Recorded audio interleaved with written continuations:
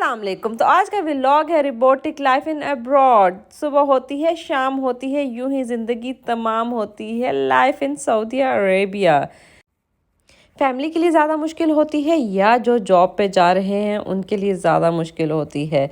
भाई लाइफ तो किसी के लिए भी इजी नहीं होती। जो पाकिस्तान में रह रहा हो उसके लिए भी नहीं और जो अब्रॉड में रह रहे हो उसके लिए भी नहीं। बस जो अब्रॉड में रह रहे होते हैं वो रिश्तों से हो जाते हैं थोड़े दूर। तो इसके साथ ही करते हैं आज के व्लॉग का start. Welcome to my new vlog. तो रोबोटिक लाइफ है या नहीं अब्रॉड की लाइफ, जो लोग अब्रॉड की लाइफ गुजार रहे हैं वो बहुत ही अच्छे से इन चीज़ों को देख सकते हैं और बता सकते हैं मुझे। जैसे कि सऊदीया में अगर मैं बताना चाहूँ तो यहाँ की टाइमिंग, ऑफ कोर्स मैं दूसरी कंट्रीज़ के बारे में नहीं बता सकती क्योंकि मैं पाकिस्तान से आई हूँ डायरेक्ट सऊदीया के अंदर।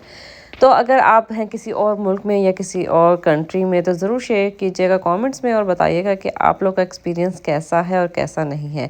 क्या आप लोग की लाइफ भी वैसी ही है जैसी यहाँ पे हम सऊदीया में लाइफ गुजार रहे हैं। ऑफ कोर्स सऊदीया की लाइफ काफ़ी रोबोटिक लाइफ लगती है क्योंकि यहाँ पे रहने के लिए आपको काफ़ी ज़्यादा हिम्मत चाहिए होती है। Specially as a housewife आपको बहुत ही ज़्यादा स्टेमिना रखना पड़ता है। और ऑफ कोर्स जो जॉब्स कर रहे होते हैं, आपके हस्बैंड्स, आपके भाई, वट एवर, जो भी आपके फादर जो भी जॉब कर रहे हैं उनके लिए बहुत ही ज़्यादा एक मुश्किल लाइफ होती है। सुबह सवेरे 4 से 5 बजे निकलना। जैसे वहाँ का अगर मैं कहूँ कि कुछ साइट्स ऐसी होती हैं, कुछ प्रोजेक्ट्स ऐसे होते हैं कि सुबह 4 बजे निकलना पड़ता है। कोई कभी कभी रिलीफ भी मिल जाता है कि 5:30 6 बजे निकलने का मौका मिल जाता है।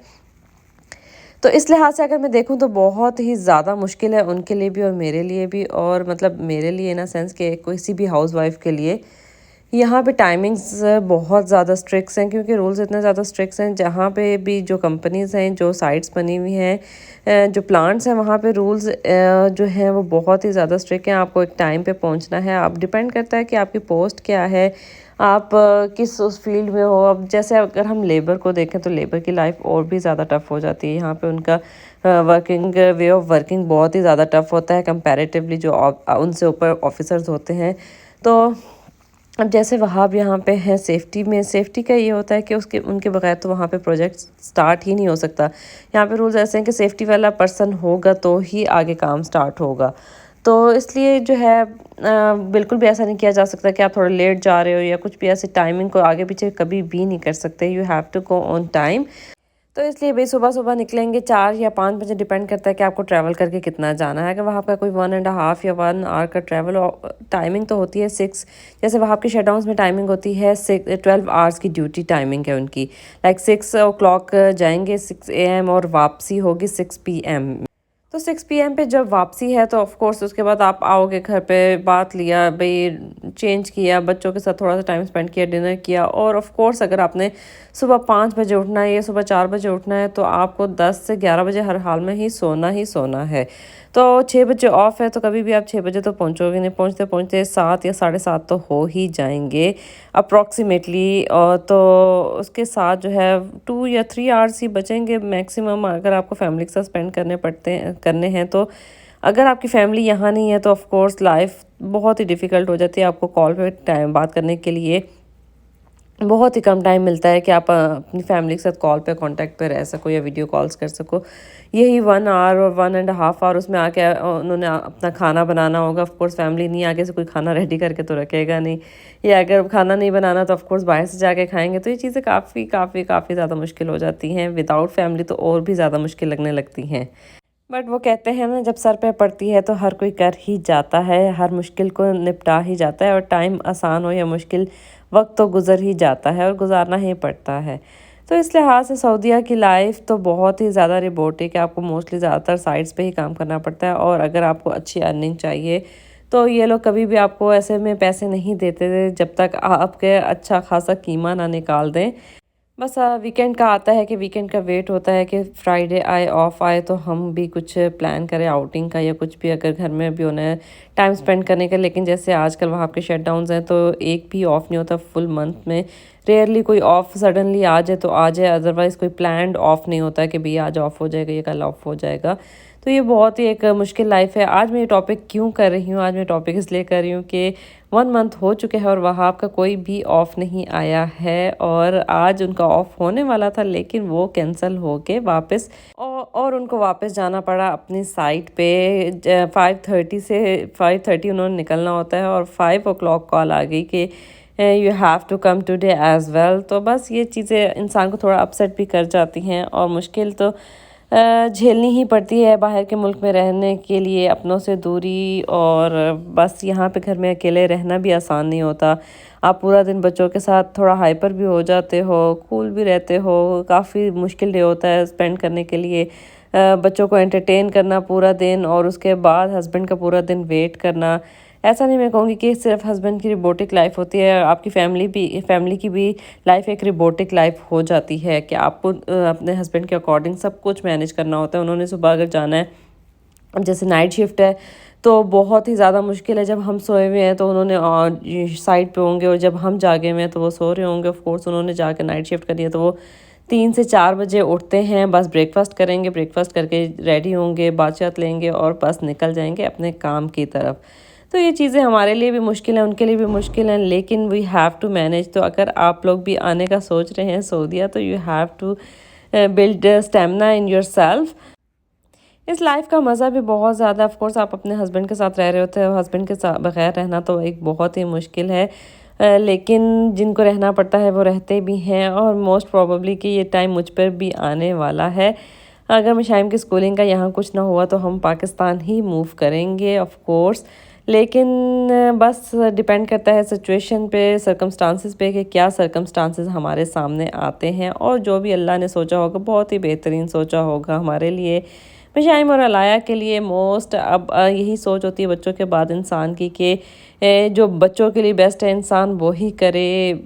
लाइफ के डिसीजन लेना तो बहुत ही ज़्यादा मुश्किल होते हैं, लेकिन एट द एंड इंसान को कोई ना कोई हार्ड डिसीजन लेना ही पड़ता है। तो इसी हार्ड डिसीजन के साथ ही मुझे आज मज़े का नज़र आ गया था कि आप आएँ, अपनी ही मर्ज़ी का ऑरेंज जूस निकालें और डाल के ले जाएं। मुझे ऑरेंज जूस बिल्कुल भी पसंद नहीं है, अदरवाइज़ मेरा बहुत दिल कर रहा था कि मैं ये ट्राई ज़रूर करूं। तो खैर इसको देखने के बाद हमने यहाँ पे की थोड़ी सी ग्रॉसरी और बहुत ही मज़े की विंडो शॉपिंग, क्योंकि वहाँ आप निकल चुके थे मुझे ऑफ का कहकर साइड पे। तो मेरा था मूड थोड़ा सा अपसेट सा, तो मैंने कहा क्यों ना चले जाएं हम बाहर। और थोड़ी सी चीज़ें भी चाहिए थी और ये बिल्कुल मेरे होटल के सामने ही है फार्म। और मैं फ़र्स्ट टाइम इस पे आई हूँ। हम ज़्यादातर लूलू, नेस्टो, पांडा ही गए हैं, कभी भी इन जगहों पे नहीं आए। मैं अपने 1.5 साल में इधर फर्स्ट टाइम आई हूँ और मुझे बड़ा ही मज़ा आया इस पे आने का, इस पे घूमने का, चीज़ें देखने का। क्योंकि हम आज तक नेस्टो, लूलू, पांडा ही गए हैं, कभी भी यहाँ पर नहीं आए। और ये सारे ऑयल हैं जिनको कर लेती हूँ मैं मिक्स अपने बालों के लिए। मैं इन दोनों कंपनीज़ के लेती हूँ। इसमें अनियन, आमंड, जो जो आपको नज़र आता जा रहा है ना, बस इन सबको डाल लें और बना के मिक्सचर बना के लगा लें अपने सर के ऊपर। क्योंकि भाई यहाँ पे आके तो इतने बाल गिरना शुरू हो जाते हैं। मेरी ज़िंदगी में कभी बाल नहीं गिरे थे, लेकिन सऊदीया की लाइफ ने मुझे भी आधा गंजा कर दिया।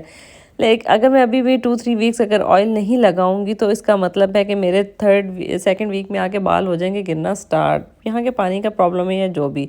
खैर मेरा फेवरेट पोर्शन आ चुका था क्रॉकरी का और इसको देखने के बाद मुझे आया बहुत ही मज़ा। मेरा क्रॉकरी देख के ही सिर्फ मूड फ्रेश हो जाता है, तो लेने के बाद तो बिल्कुल ही फ्रेश हो जाता है।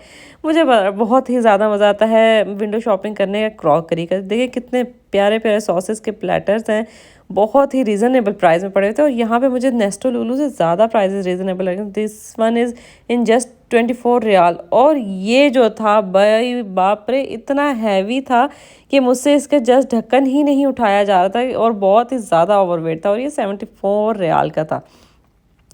और ये मुझे बहुत ही नॉन स्टिक में पसंद आया। इसमें कढ़ाई बड़े ज़बरदस्त बन सकती है। मैंने काफ़ी ट्राई की थी कि मैं इसकी शेप ले सकूं, थोड़ी सी लाइट सी डीप थी।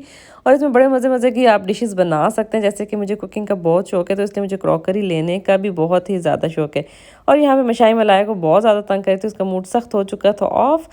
तो यहाँ पे जो खुबस वगैरह होते हैं उसके लिए ये चीज़ तो बहुत ही ज़्यादा मस्त थी कि आप अपने डाइनिंग टेबल पे इस पर रख दें और इसमें डाल दें रोटी। कितनी ज़बरदस्त चीज़ उन्होंने बनाई है भाई, आइडियाज़ हैं, आप कर लो। और यहाँ पे वुडन के उस लिहाज से बहुत ज़्यादा चीज़ें थी, नॉन स्टिक के भी बहुत बड़ी रेंज थी। जबकि मुझे ये स्टोर बहुत ही एक छोटी सी लुक देता था, कभी भी मेरा दिल नहीं किया इसके अंदर आने का। लेकिन आज मुझे इससे प्यार हो गया क्योंकि इसमें बहुत ही ज़्यादा ज़बरदस्त क्रॉकरी थी। ये इतने ज़बरदस्त प्लेटर्स थे जिसमें आप फूड भी सर्व कर सकते हैं, इसको एज अ कटिंग बोर्ड भी यूज़ कर सकते हैं। और ये अलादीन का चिराग तो मुझे लगा था बड़ा ही ज़बरदस्त। इसको बना लें आप अलादीन का चिराग और मूड को कर लें फ्रेश। और इसको देखने के बाद मुझे उल्टा करते हुए भी डर लग रहा था कि ये तो मुझसे गिर जाएंगे, कि फिक्स होंगे भी कि नहीं।